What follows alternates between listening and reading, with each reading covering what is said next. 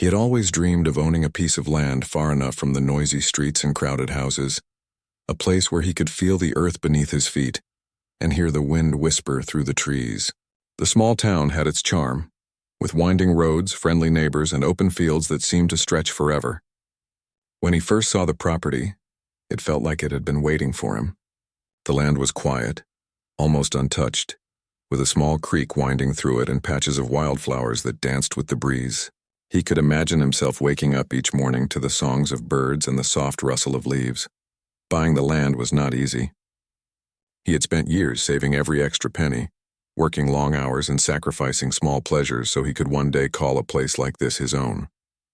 The process of signing papers, dealing with surveys, and talking to the local authorities felt overwhelming. But when the final signature was made and the deed was handed over, he felt a wave of relief and pride. This was his land now. It was his sanctuary, a small corner of the world where he could breathe and live on his terms. The first few weeks were a mix of excitement and learning.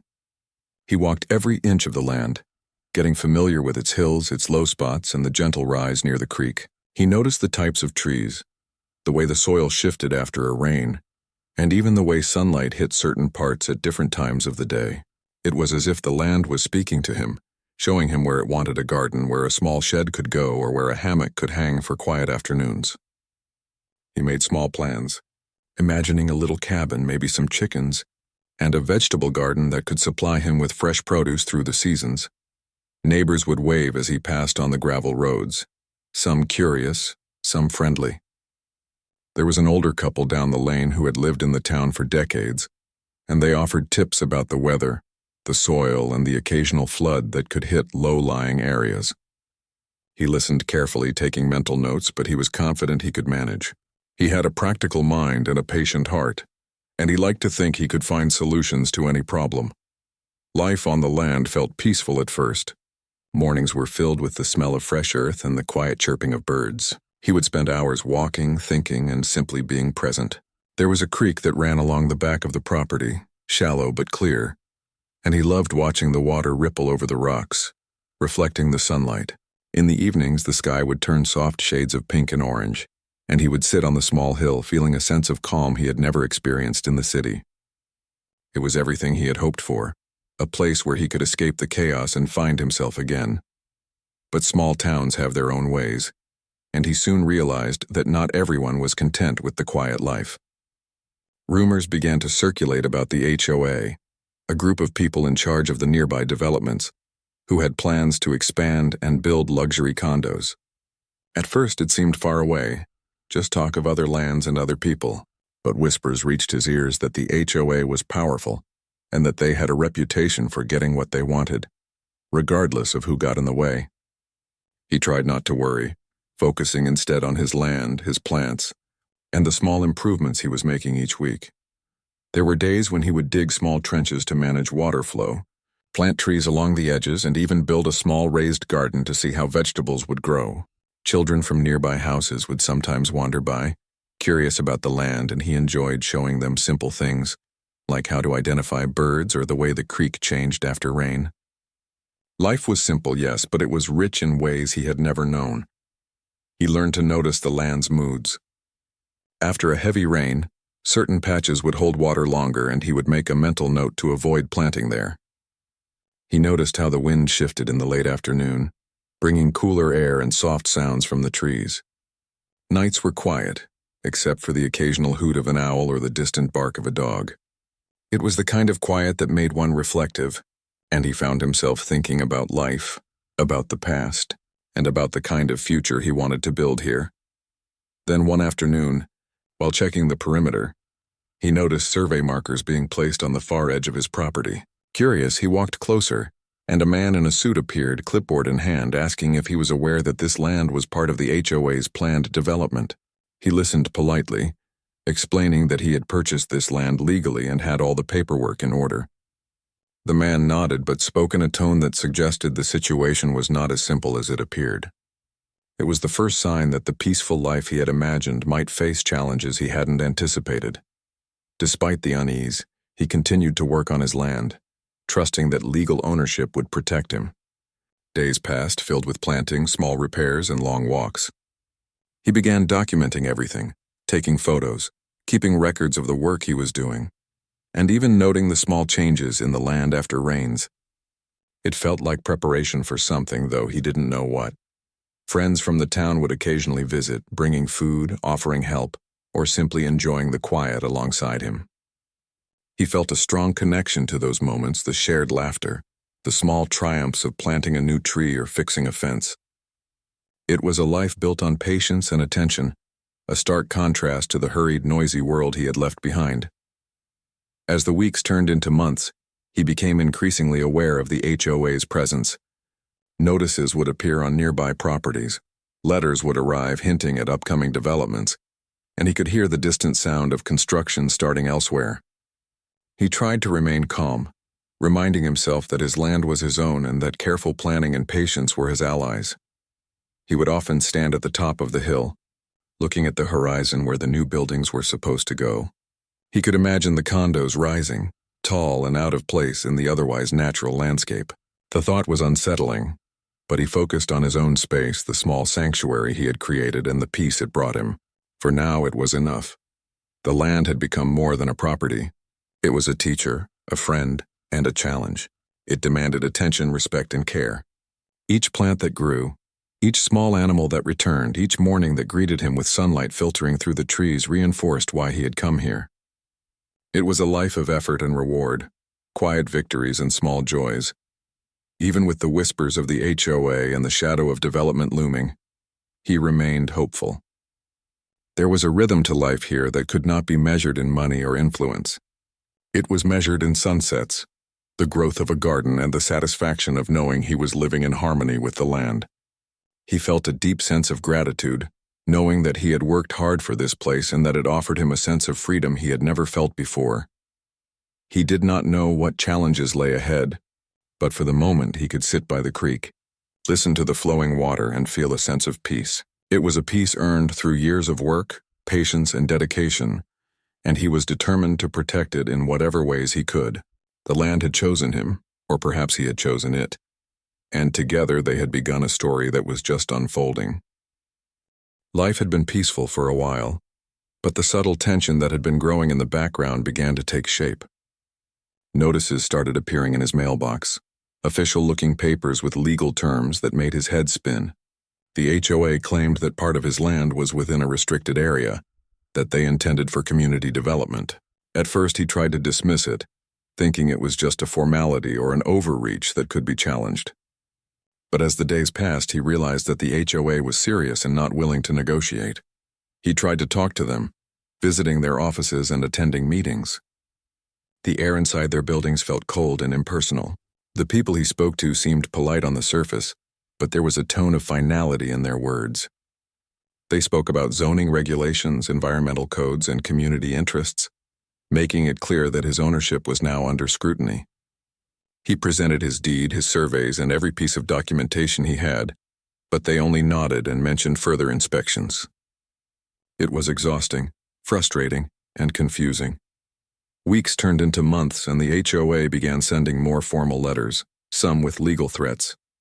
He felt like a small boat caught in a strong current, struggling to stay afloat against a tide of rules, bureaucracy, and power. The community that once waved at him on the road now watched with a mix of curiosity and hesitation. Some offered sympathetic words while others kept their distance, afraid of angering the powerful HOA.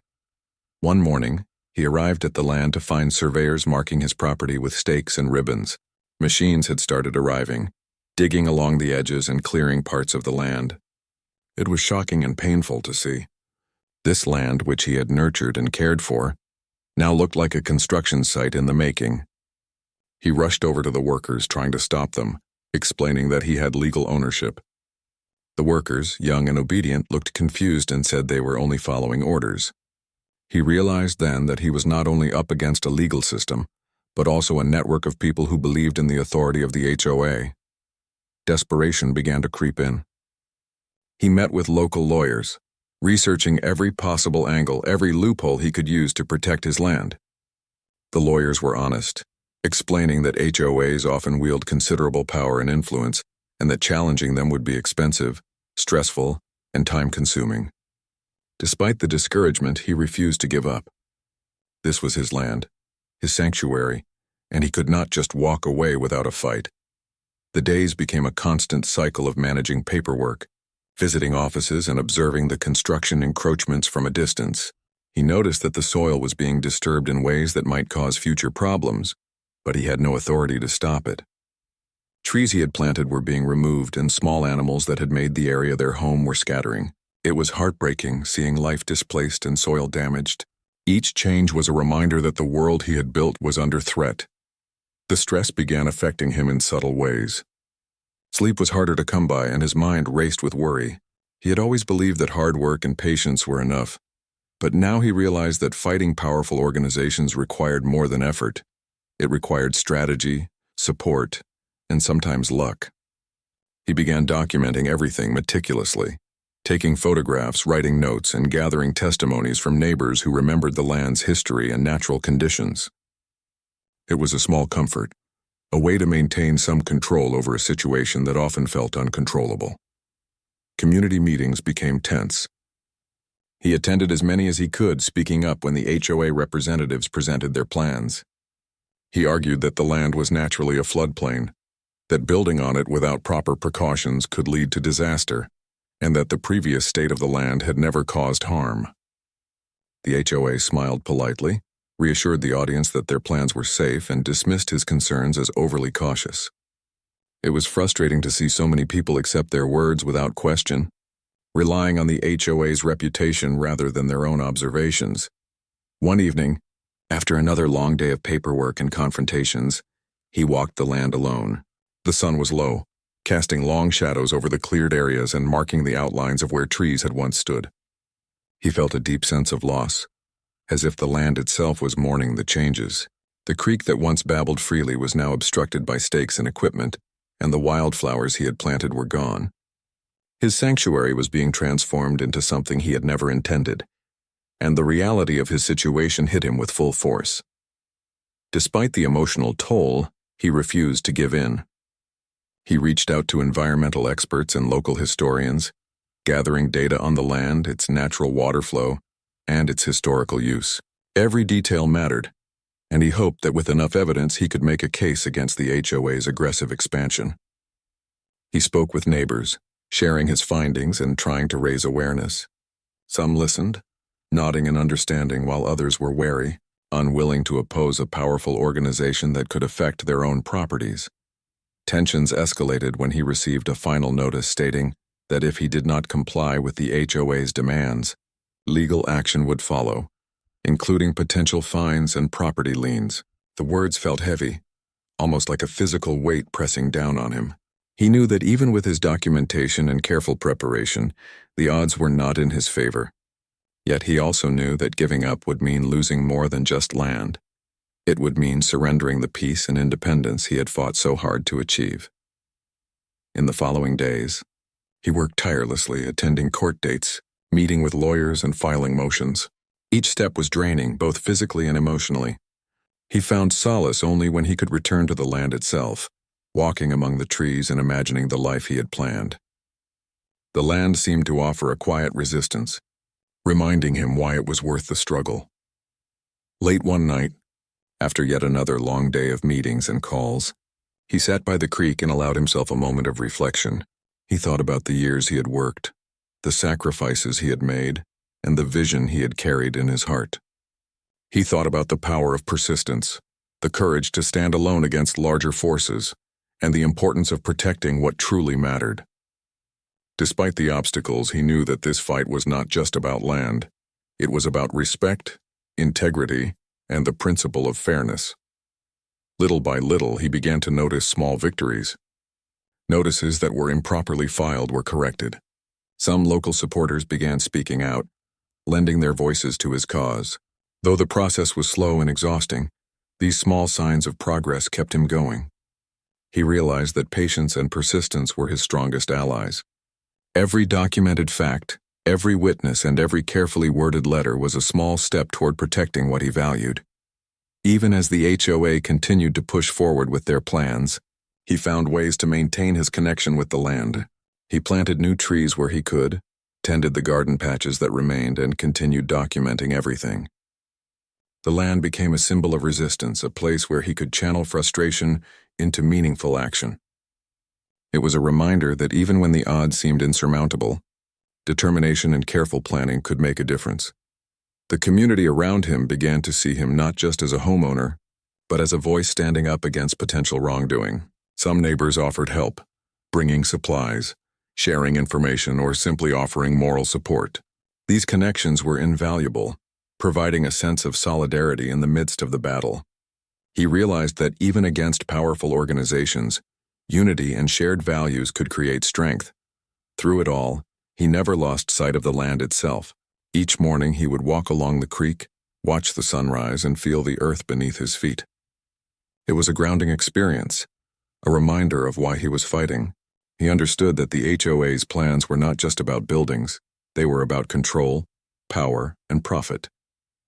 Protecting the land became a way of asserting his own voice, his own values, and his own sense of justice. As the struggle continued, he began to accept that the fight might take months or even years. Yet with each challenge he grew stronger, more resourceful, and more determined.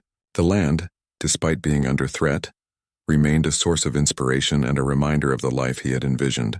He knew that the story was far from over, and that the next chapters would require courage, strategy, and unwavering commitment.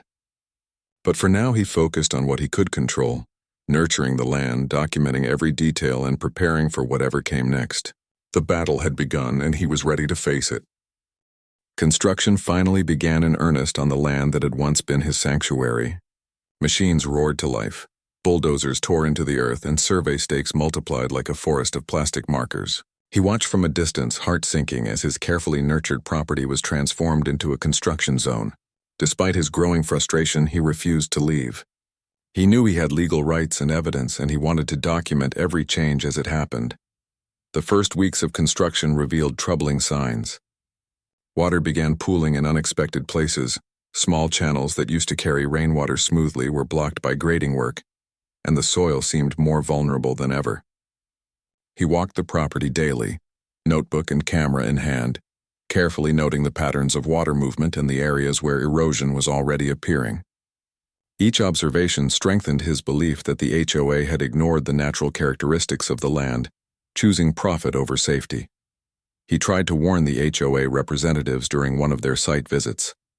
He pointed out low areas prone to flooding and the natural drainage paths that were being altered.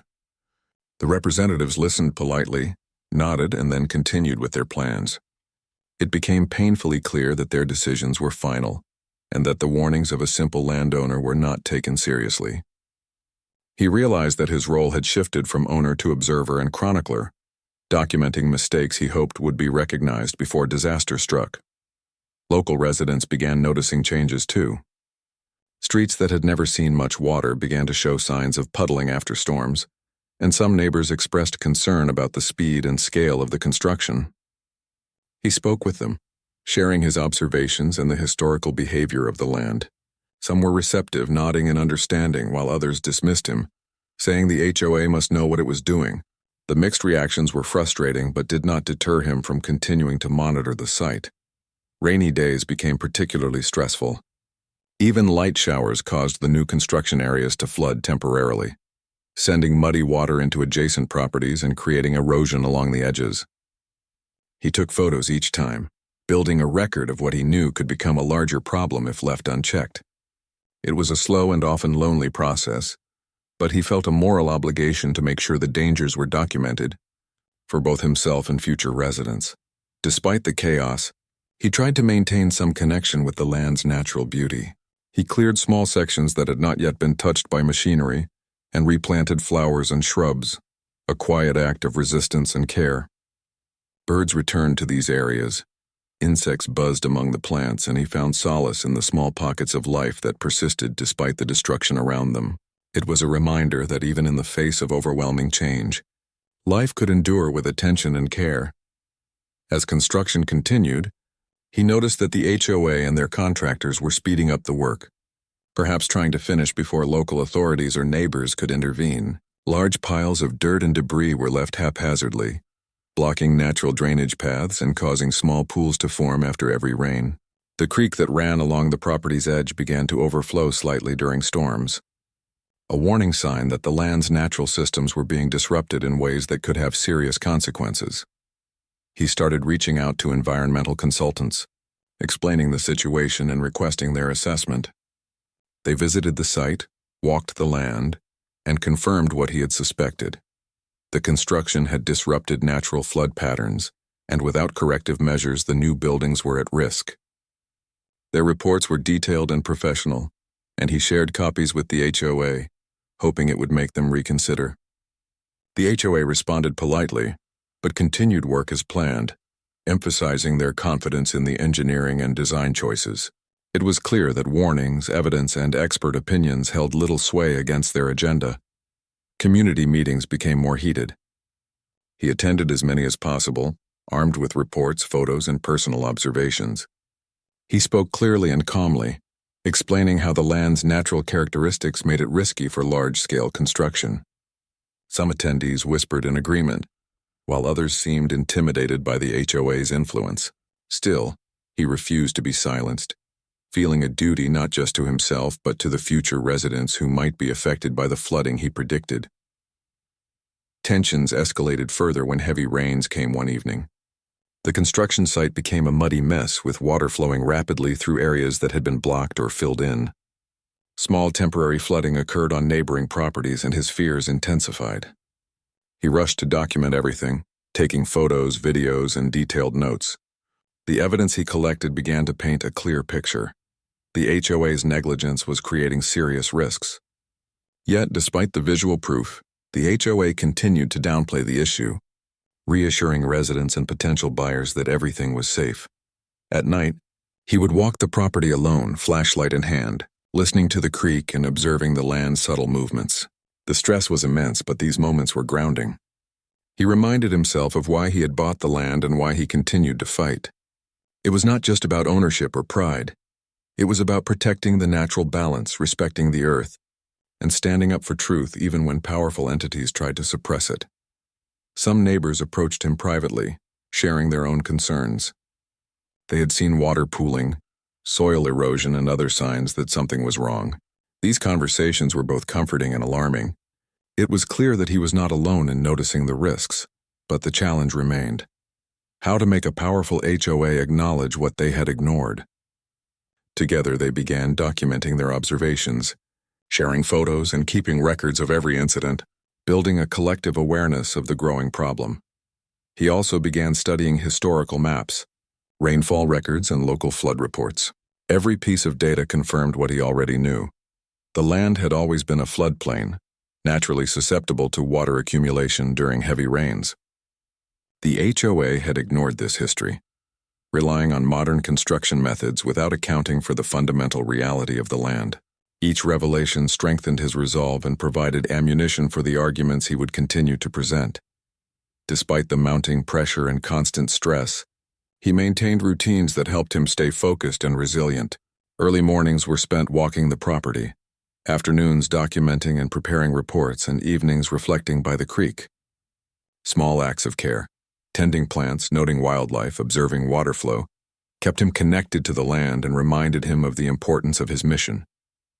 The fight was long, exhausting, and often discouraging, but these routines provided moments of clarity and purpose.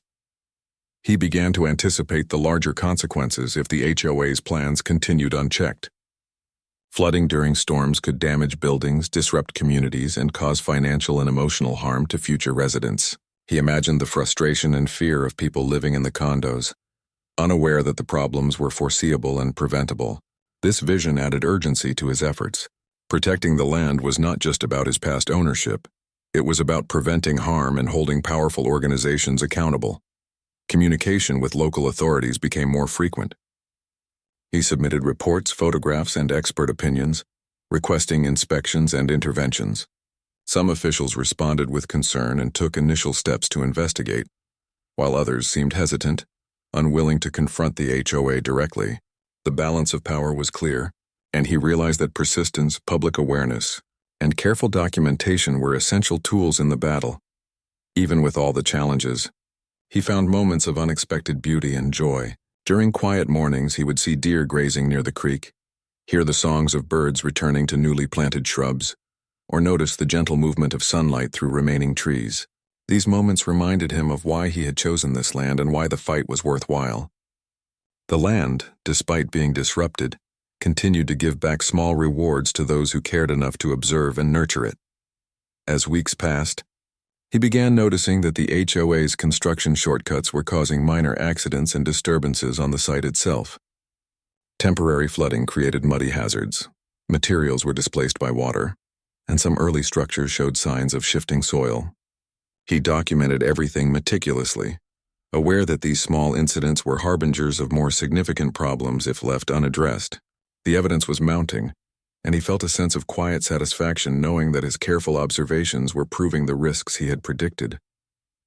The days grew longer, filled with tension, work, and careful monitoring. He learned to anticipate the movements of the construction crews, the patterns of rainfall, and the behavior of the land during storms. Every observation was a strategic step, a way to stay ahead and ensure that the dangers were recorded. He realized that the fight was not just legal or bureaucratic. It was also a battle of knowledge, preparation, and awareness. Despite the physical and emotional toll, he remained resolute. The land had become a symbol of persistence, integrity, and care in the face of overwhelming power. Each tree he protected, each observation he recorded, and each neighbor he informed was a small act of resistance against a system that prioritized profit over. The calm before the storm had been brief. One morning, after several weeks of unusually heavy rain, he awoke to the sound of rushing water. The creek that ran along the edge of the property was swollen, and small rivulets had turned into powerful streams. Mud and debris had already begun moving across the construction areas, and he could see the beginnings of flooding in the low-lying sections of the newly built land. He knew immediately that his fears were being realized. He rushed to document the situation. Cameras clicked, videos recorded the torrents, and his notebook filled with observations of the water's path and the areas where soil had been washed away. The flooding was worse than he had anticipated. Machinery, partially built foundations, and piles of dirt were now in the water's path, causing temporary dams and unexpected shifts in flow. He felt a sinking sense of dread, knowing that these small disruptions were only the beginning. Attempts to reach the HOA were frustrating. Calls went unanswered, emails received vague assurances, and the on-site managers seemed uncertain and defensive. When representatives finally arrived, they downplayed the situation, insisting that the construction was structurally sound and that flooding was temporary. Their words felt hollow against the roaring streams and the muddy chaos he could see with his own eyes. The disconnect between their assurances and the reality on the ground was maddening. Neighbors began to notice the flooding as well. Streets near the construction site were waterlogged, gardens and lawns were partially submerged, and cars struggled through mud-slicked roads. Some locals called the HOA, hoping for assistance, while others stopped by to discuss what was happening. He shared his observations and documentation, pointing out that the flooding was not due to any previous owner or land mismanagement, but a result of the construction and disregard for the natural floodplain. Some neighbors nodded in agreement while others hesitated, unsure of whom to trust. Inside the construction site, chaos grew. Heavy equipment became stuck in mud, temporary structures shifted, and workers struggled to maintain safety. He watched as small makeshift barriers were created to divert water, but they were clearly insufficient. Each failure highlighted what he had been warning about for months. The natural flood patterns of the land had been ignored, and now the consequences were becoming visible. The storm was revealing the HOA's oversight in the most tangible and destructive way. The HOA's response became increasingly defensive. Instead of acknowledging the risks or halting construction, they began shifting blame. Documents were drafted suggesting that previous land management, before their involvement, had caused instability. His own past ownership, his planting, and his minor modifications to the land were suddenly being cited as contributing factors. He was shocked and angry. The organization that had taken his land and ignored warnings was now attempting to frame him for the disaster unfolding before their eyes. Despite the chaos, he remained focused on observation and documentation.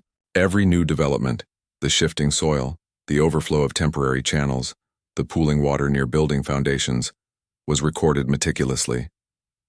He shared his findings with local authorities and independent consultants, hoping to establish an undeniable record of cause and effect. The evidence was mounting, and he felt a growing sense of vindication even as frustration and concern grew. He knew the HOA's narrative was false, and he wanted to make sure the truth was clear. The flooding began to affect the completed portions of the construction as well. Mud seeped into foundations, water pooled in courtyards, and the ground became unstable in areas that had seemed secure. Equipment was damaged, timelines were delayed, and safety risks increased for workers and nearby residents. It was clear that the HOA's assurances had been misleading. The problem was not minor. It was systemic and predictable. Had anyone chosen to respect the natural characteristics of the land? In the evenings, he would walk the property, observing the aftermath of each rainstorm. He could see the delicate balance of the land being disrupted. Soil that had once absorbed water now carried it elsewhere. Small plants and trees that had been spared were now in danger, and the creek, once a gentle feature, now roared with the power of displaced water. It was a painful reminder of the natural systems he had respected and nurtured, and how easily they could be disrupted by careless human intervention. Community tension grew as the flooding continued. Neighbors demanded explanations. Local news outlets began to cover the situation, and the HOA faced increasing scrutiny. Residents of nearby homes began sharing their own experiences: flooded yards, blocked drainage, and visible erosion. He continued to emphasize that the problem was not new, not caused by past ownership, and not minor. It was a direct result of ignoring the land's natural floodplain. His efforts to clarify the truth became a central focus of local discussion. He also began to work with engineers and environmental consultants to understand the most critical risks. Together, they mapped water flow, soil stability, and potential points of failure. These reports were detailed, technical, and undeniable. When shared with authorities in the community, they provided a clear contrast to the HOA's claims, showing that the flooding was preventable and directly tied to construction practices. The data became a powerful tool, giving weight to his voice and reinforcing the importance of proper land management. Meanwhile, the HOA continued their attempts to control the narrative.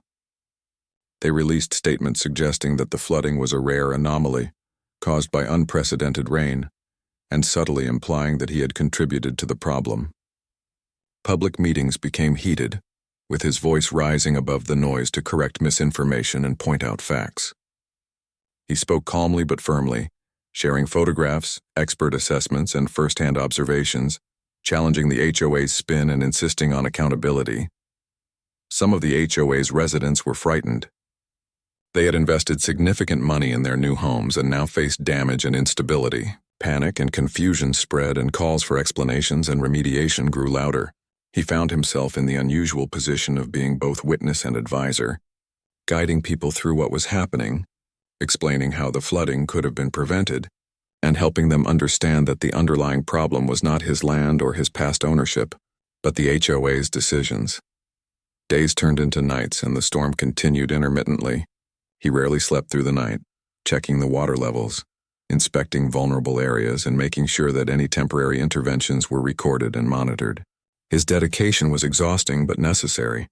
Each observation added to the growing body of evidence that would eventually hold the HOA accountable.